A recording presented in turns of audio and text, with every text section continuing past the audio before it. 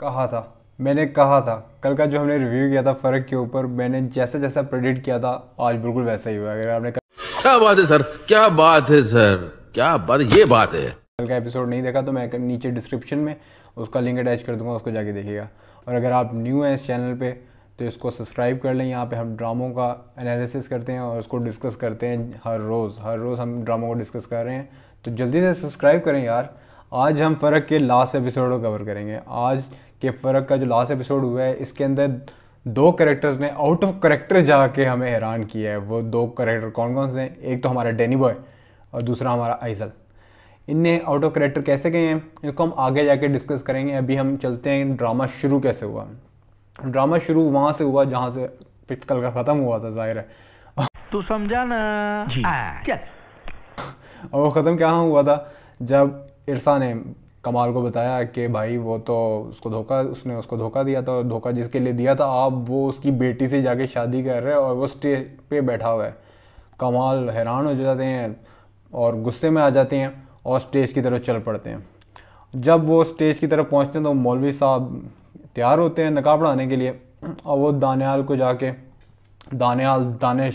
जाके कहते हैं गेट आउट, तुम मेरी बेटी से शादी नहीं कर सकते। इस सारे सीन के अंदर अगर मुझे किसी ने इम्प्रेस किया ना तो वो मेरा डैनी बॉय के इमोशंस हैं। अच्छा, हमको सिखा रिया है। अच्छा, क्या सॉलिड फेस बनाया, बिल्कुल इस जैसे सॉलिड फेस बना के, मतलब आंखों में आंखें डाल के पूछ रहा है वाई मैंने किया मुझे बताएं तो सही क्या किया यार, तुझे अच्छी तरह से पता है तूने क्या किया। मतलब कमाल है उसकी एक्टिंग कमाल थी। और दूसरी तरफ वो कहता है कि मैं पुलिस को बुलाऊं, यहाँ से जाओ। अभी ये सब एक तरफ हो ही रहा होता है कि सबसे जो मज़े का सीन था सारे शादी के सीन में वो ये था कि मौलवी साहब बेचारे परेशानी से देख रहे थे इन सब की तरफ कि यार नकाह नहीं होना क्या, मुझे रोटी नहीं मिलनी क्या। खैर बेचारा मौलवी उसकी एक ही तो काम था, उसने रोटी खाने आया था, रोटी लाले पड़ जाते हैं। खैर उसकी रोटी के लाले को ख़त्म करते हैं हमारा, मतलब वो कह देता है कि रोटी खा के जाना, यहाँ पे शादी कोई नहीं हो रही, आप सब अपने अपने घर जाएं। अब यहाँ पे तो मैं इम्प्रेस था अपने डैनी बॉय से, लेकिन डैनी बॉय ने घर जाके 360 का टर्न ले लिया। मतलब घर जाके वो परेशान हो रहा है कि हाय मेरी हाथों की लकीरें नहीं है, मेरी रसवाई हो रही है। यार तेरी रसवाई हो कौन सी रही है भाई, मतलब तू बारात वहाँ से चली गई है, तू किराए का बाप लेके उसके घर गया था, मतलब तुम्हारी रसवाई अपने किराए के बाप के साथ वो सामने हो रही थी। मतलब वो परेशानी मुझे, मतलब आखिरी जब एपिसोड पाकिस्तानी ड्रामा करने पे आते हैं ना तो ऐसे सब कुछ अनफोल्ड करते हैं कि अननेचुरल हो जाता है।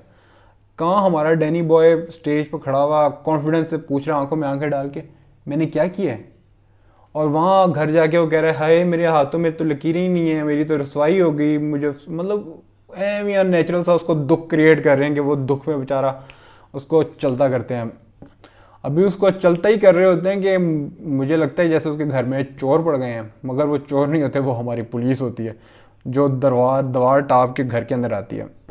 और तो और जो घर के गार्ड होता है उस पर पिस्तौल रख के पूछती है मालिक कहाँ है। मतलब यार वो गार्ड है, आप गार्ड के ऊपर बाहर वो घर के अंदर आते हैं और ऊपर जाके देखते हैं तो वो एक्सपायर हुआ पड़ा होता है। और कमरे के अंदर इतनी ज़्यादा पुलिस आती है यार, इतनी वो मुझे लगता है कि वो गलत आ गए होते हैं, उन्हें ज़मान पार्क जाना होता है शायद। मतलब इतनी पुलिस एक बंदे को पकड़ने आई होती है, इतनी ज़्यादा पुलिस तो भाई ज़मान पार्क के बाहर मैंने देखी थी खड़ी हुई। मतलब चल झूठा, इतनी ज़्यादा पुलिस उनने एक बंदे को। और फिर पुलिस वाला जब देखता है कि वो एक्सपायर हो गया तो फ़ौरन कहता है कि घर की जाके तलाशी लो। यार घर की क्या तलाशी लेनी है, मतलब आप ढूंढ रहे क्या चाह रहे हो, आप बंदा पकड़ने आए थे।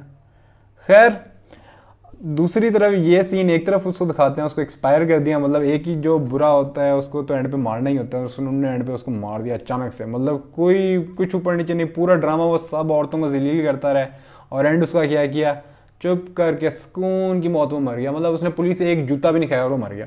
दूसरी तरफ हमारी अल्लाह की गाय इरसा जो है वो बैठ के डस्टिंग कर रही होती है, डस्टिंग सफाई सुफाई कर रही होती है और घंटी बजती है। घंटी घर की बजती है तो वो पहले तो इग्नोर करती है, फिर उसके बाद वो जाती है तो जब दरवाज़ा खोलती है तो सामने कमाल खड़ा होता है।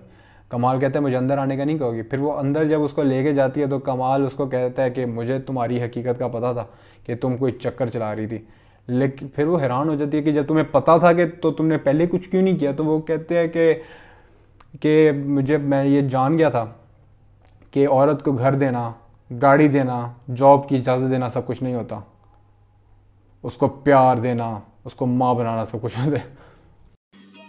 समझ रहे हो? समझ रहे हो आप? समझ रहे हो ना? खैर मतलब क्या कहते हैं, सही जा रहे हो भाई, सही जा रहे हो।